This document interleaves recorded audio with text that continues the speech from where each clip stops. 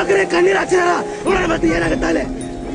ಯುವಕರು ಚಾಪು ಎತ್ತಲಿಕ್ಕೆ ಅವ್ರಿಗೆ ಕಾಂಗ್ರೆಸ್ ಸರ್ಕಾರ ಸರ್ವನಾಶ ಆಗ್ಲಿಕ್ಕೆ ನಾನು ವಾರದಿಂದನೇ ಆಗೋದು. ನಾಚಿಕೆ ಕಾಂಗ್ರೆಸ್ ಸರ್ಕಾರಕ್ಕೆ ಬಂದ 1 ವರ್ಷದಲ್ಲಿ ನೇಮಕ 1 ಲಕ್ಷ ಒಂದು ತುಂಬಿಲ್ಲ. ಒಂದು ಕೂಳಿಗೂ ಹೋರಾಡ್ತೀವಿ ನಾವು. ನಿದ್ದೆ ಮಾಡಲ್ಲ, ಊಟ ಮಾಡಲ್ಲ. ನ್ಯಾಯಾಂಗ ಹೆಚ್ಚು ಅಥವಾ ಕಾರ್ಯಾಂಗ ಹೆಚ್ಚು ನ್ಯಾಯಾಂಗ ಏನೈತ್ರಿ 50% ಮುಖಾಂತರ ಮಾಡ್ರಿ 6% ಆಮೇಲೆ ಮಾಡಬೇಕಂತ. ಇವ್ರು 50% ಮಾಡಕ್ ಅಡಿಲ್ಲ. 3 ವರ್ಷ ಆಯ್ತು ಗೌರ್ಮೆಂಟ್ ಅಧಿಕಾರಕ್ಕೆ ಬಂದು. ಹೈಕೋರ್ಟ್ ಹೇಳಿ 2 ತಿಂಗಳು ಆಯ್ತು. ಇನ್ನು 50% ಮಾಡ್ರಿ 6% ಆಮೇಲೆ ನಾವು ಬಗೆಹರಿಸ್ತೇವೆ ಅನ್ಕದನ್ ಕೈ ಏನ್ ಹುಡುಗರು ಅದಾರಲ್ಲ ಕೂತು ಓದಾತಾರೋ 5 ವರ್ಷ ಓದಾದ್ರು ಅಟ್ಲೀಸ್ಟ್ 50% ಮಾಡಂದ್ರೂ ಸರ್ಕಾರ ಮಾಡ್ತಿಲ್ಲ. ಇವ್ರು ಚರ್ಮ ಎಂತದ್ದು ಇವ್ರ ಮನೇಲಿ ಮಕ್ಕಳು ಇಲ್ವಾ ಬಟ್ಟೆಗೆ ಅನ್ನ ತಿಂತಾರೆ. ನೀವೇ ಕೇಳಿ ಸರ್, ನೋಟಿಫಿಕೇಶನ್ ಲೇಟ್ ಆಯ್ತು ಸರ್.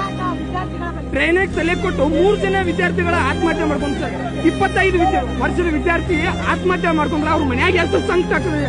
ಆ ಸಮಸ್ಯೆ ಸರ್. ಸರ್ ನೇಮಕಾತಿ ಆಗೋವರೆಗೂ ನಾವು ಹೋರಾಟ ಮಾಡೇ ಮಾಡ್ತೇವೆ. ಅದು ಎಲ್ಲಿ ಏನ್ ಬೆಕ್ಕದಾಗ್ಲಿ ಸರ್, ನಾವು ನೇಮಕಾತಿ ಆಗೋವರೆಗೂ ಹೋರಾಟ ಮಾಡ್ತೇವೆ. ಯಾಕಪ್ಪ ಅಂದ್ರೆ ಕರ್ನಾಟಕ ಸರ್ಕಾರ ನಮ್ಮ ವಿದ್ಯಾರ್ಥಿ ನಿರುದ್ಯೋಗಿಗಳ ಜೀವನದ ಮೇಲೆ ಚೆಲ್ಲಾಟ ಆಡ್ತಕ್ಕಂತ ಒಂದು ಲಜ್ಜೆಗೆಟ್ಟ ಸರ್ಕಾರ.